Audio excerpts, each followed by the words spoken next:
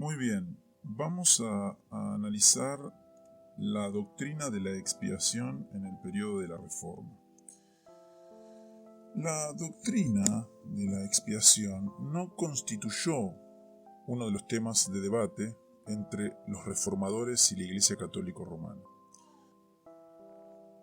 Ambos consideraban la muerte de Cristo como satisfacción por el pecado y como una satisfacción de valor infinito.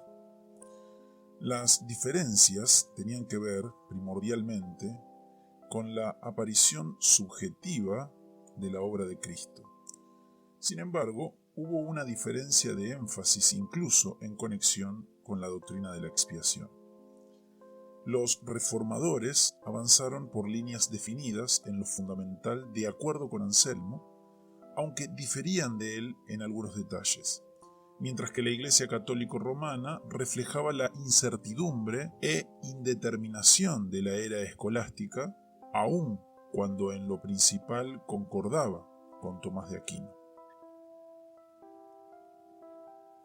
Muy bien. Veremos cómo los reformadores edificaron sobre la doctrina de Anselmo. Hay un acuerdo sustancial entre los reformadores y Anselmo. Ambos afirman la naturaleza objetiva de la expiación y la consideran como necesaria. Difieren, sin embargo, en cuanto a la naturaleza de esta necesidad. Anselmo habla de ella como absoluta, mientras que algunos reformadores la consideran como relativa o hipotética. Hablando del requerimiento que el mediador debiera ser Dios y hombre, Calvino dice: si se indaga en cuanto a la necesidad, la misma pregunta de Anselmo, de que dependía la salvación de la humanidad, esta no fue la que es comúnmente llamada simple o absoluta, sino la que fluyó del decreto divino. Nuestro misericordiosísimo Dios determinó lo que era mejor para nosotros. Sin embargo, todos los reformadores concuerdan en que la expiación, mediante los sufrimientos y muerte de Cristo, está muy en armonía con la sabiduría divina y que es altamente apropiada. Es pues injusto decir que Calvino, al igual que Scoto, hace la expiación dependiente de la voluntad arbitraria de Dios. Calvino no habla de que haya en Dios una voluntad indeterminada, sino de una voluntad que es determinada por todo el complejo de sus atributos, y enfatiza debidamente el hecho de que la expiación realizada por Cristo satisface plenamente la justicia de Dios. Tal como lo desarrollaron los reformadores, la doctrina de la expiación es, en varios puntos, superior a su forma anselmiana.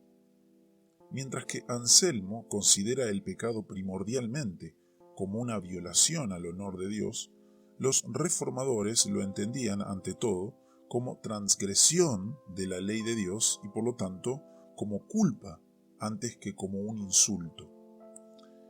Es más, mientras Anselmo ve la expiación mediante la muerte de Cristo como un superabundante don de Dios en vindicación de su honor, los reformadores la entienden como un sacrificio penal para satisfacer la justicia de Dios.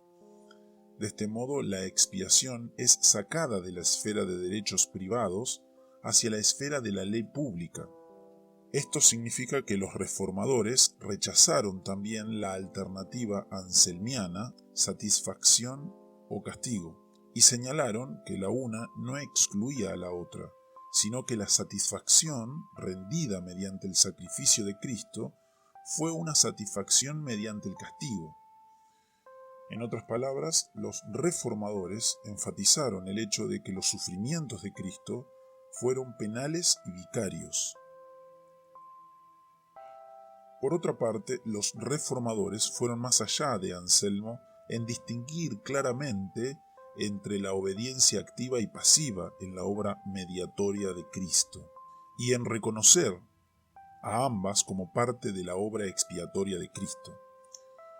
El Dios hombre satisfizo las demandas de la justicia divina, no solamente por sus sufrimientos y muerte, sino también por su obediencia a la ley en su aspecto federal.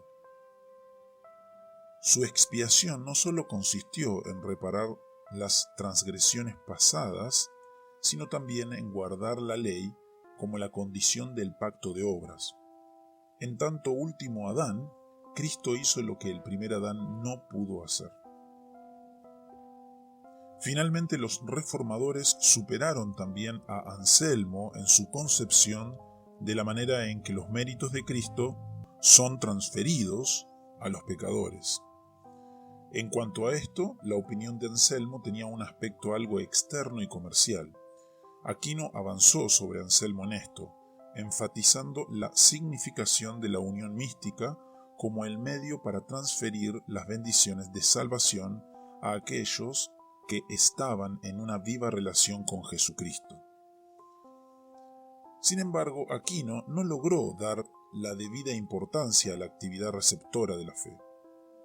Los reformadores compartían su opinión en lo que respecta a la gran importancia de la unión mística, pero además dirigieron la atención a aquel acto consciente del hombre, mediante el cual se apropia de la justicia de Cristo, el acto de fe.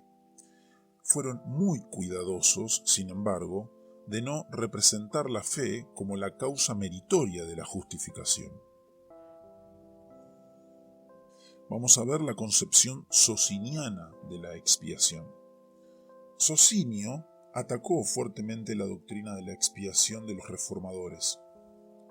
Comenzó con el intento de quitar el fundamento mismo en la que se basaba esta doctrina, a saber, la idea de justicia en Dios tal como la entendieron Anselmo y los reformadores.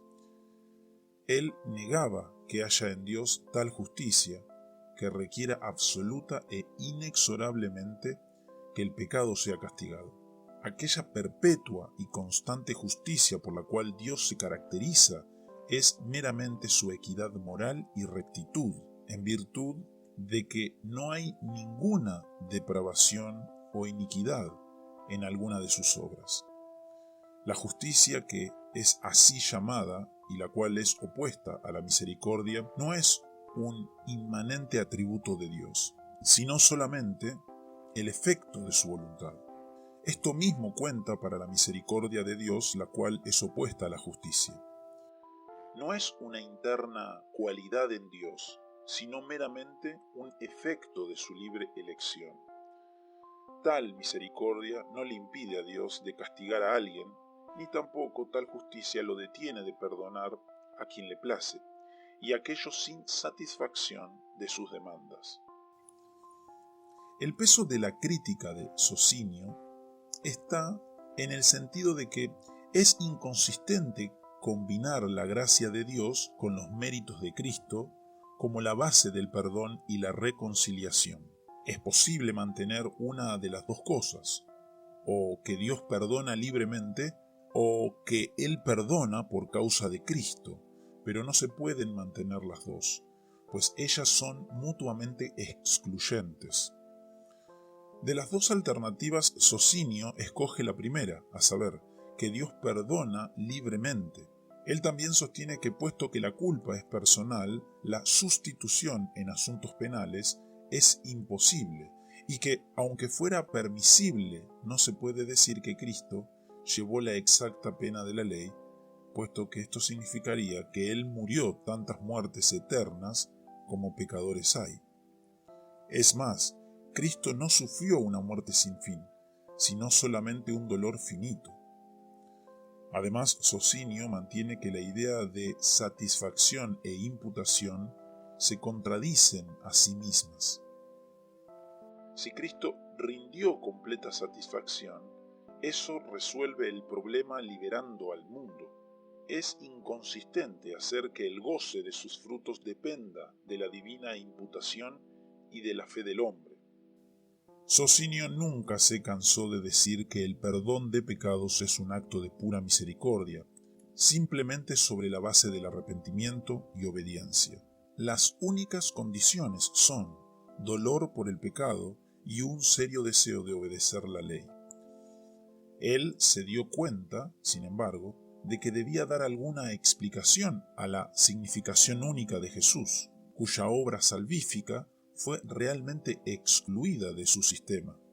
Afirmó que Cristo salva a los pecadores revelándoles el camino de la fe y obediencia como camino de la vida eterna, dándoles un ejemplo de verdadera obediencia tanto en su vida como en su muerte, e inspirándoles a una vida similar, dándoles una concreta representación de obediencia en cuanto camino de vida, en una obediencia hasta la muerte seguida de la resurrección, y otorgando vida eterna en virtud del poder recibido en su resurrección, a todos aquellos que se unen a Él en fe.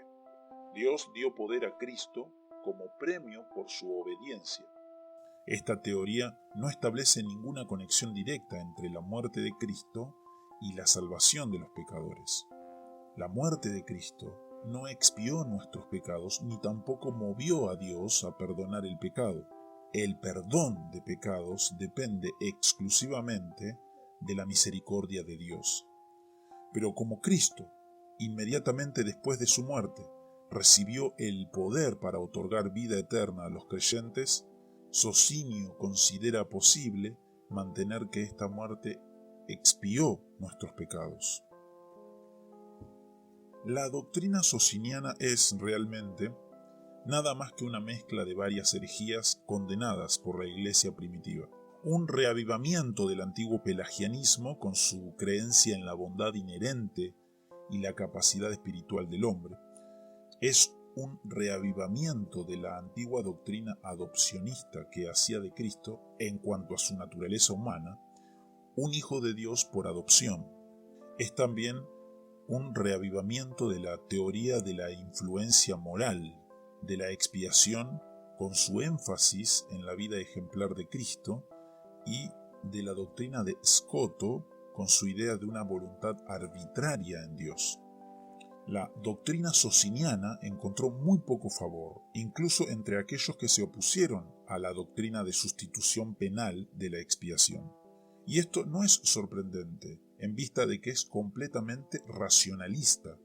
Es un mero juego abstracto de lógica humana que no hace justicia a los hechos revelados en la palabra de Dios y experimentados en las vidas de los redimidos.